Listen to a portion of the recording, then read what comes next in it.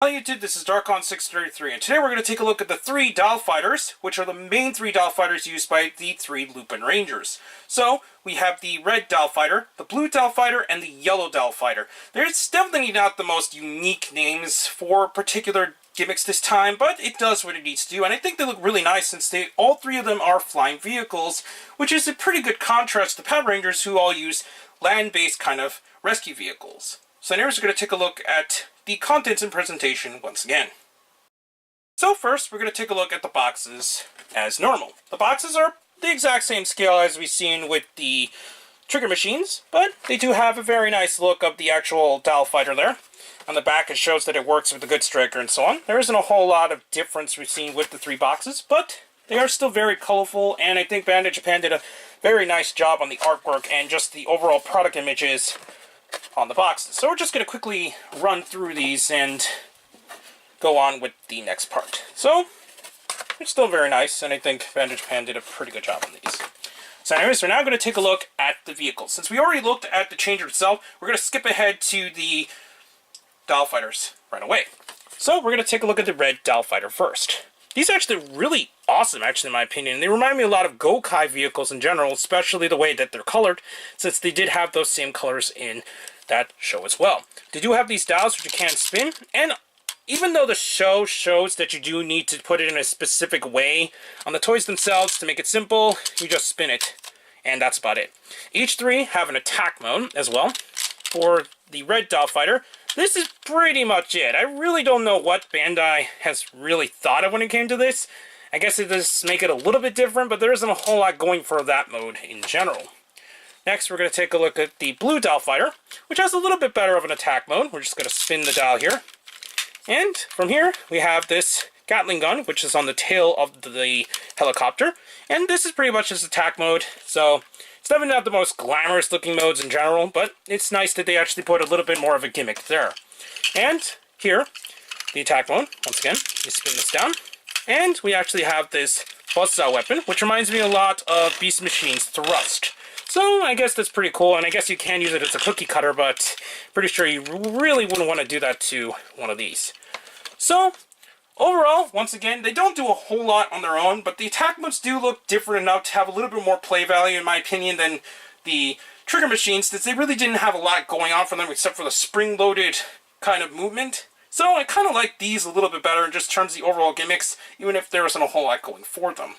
So I actually give this about a 4 to 5, just because each of the individual vehicles don't do a whole lot, and even though it is a lower score than what I've scored the trigger machines, I still like these better in my opinion.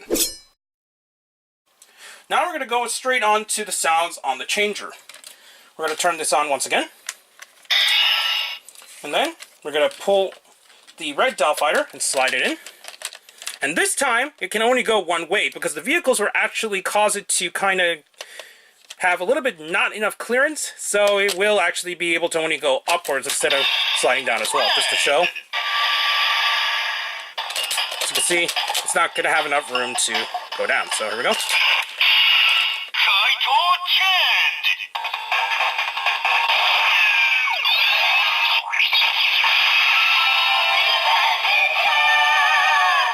And that henshin sound I really enjoy. It's got a lot of, obviously more of a noir style kind of sound, and I think it sounds really awesome. I prefer that over the Patrangers in general. Now we're going to summon the Dial Fighter.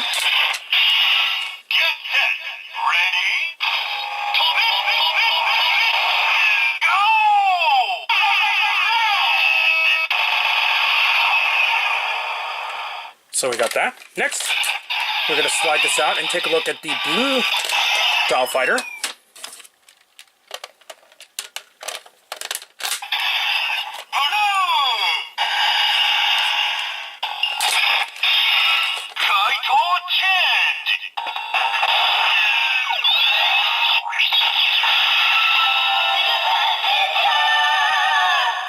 And just like the Patrangers, each of them have the same engine sound. But anyways, we're now going to go to summoning the mecha.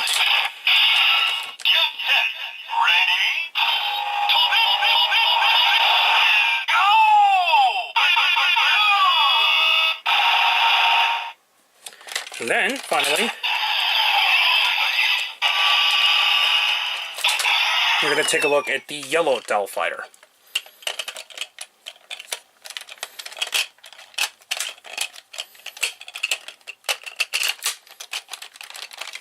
I don't know why the sound didn't go through. There we go.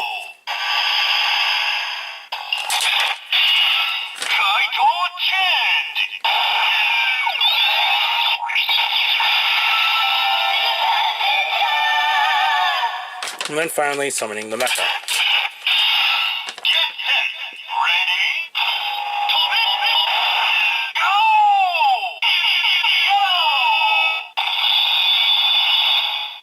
So that covers the sounds of the 3 Doll Fighters. So overall, I think the features are still pretty good, and because they pretty much are reflective next to the Patranger sounds, etc., I actually give each of the features of these particular devices about a 5 out of 5 just because it does a whole lot with the sounds, and I think it sounds awesome for the Henshin sound in general. In conclusion, this is yet another good set of gimmicks we've gotten this year for the current running Sentai season. I think the vehicles look really nice, and even if you're a fan of Lupinranger or the Patrangers, I think both sets are pretty good with their own values. So I highly recommend picking up pretty much the entire set, at least getting a hold of the 6 main gimmicks, rather than possibly just getting everything out there. Since we don't really know what's going to happen in the near future for this particular season, we do have scans, obviously, of the 6th Senshi and so on, so we have some kind of roadmap of what's next. I think these are still really nice, especially for a standard gimmicks for the main Senshi, so I highly recommend picking this up ASAP. So that concludes our review for the Versus Changer, as well as all the main devices used by the Lupinrangers and Patrangers for their main transformation. So I think Bandai Japan did a fantastic job this season. They look really nice and very stylish this time around, and I cannot wait to see what else comes up in the near future. Obviously, we do have the 6th Senshi coming up, since the scans already appeared way before I was able to get a hold of the set, and I really enjoyed for what we've gotten so far. Anyways, please comment, rate, and subscribe, and check out Hero Club and Hirotaku. Also check out on Twitter, Darkon633, and also Instagram under Darkon633 as well. Please check the other channels down below, and don't forget to check the little bell at the bottom of the screen in order to see my content go up as soon as possible. And I'm back with more Super Sentai reviews and more, but for now, I'll be seeing you later, YouTube. Bye.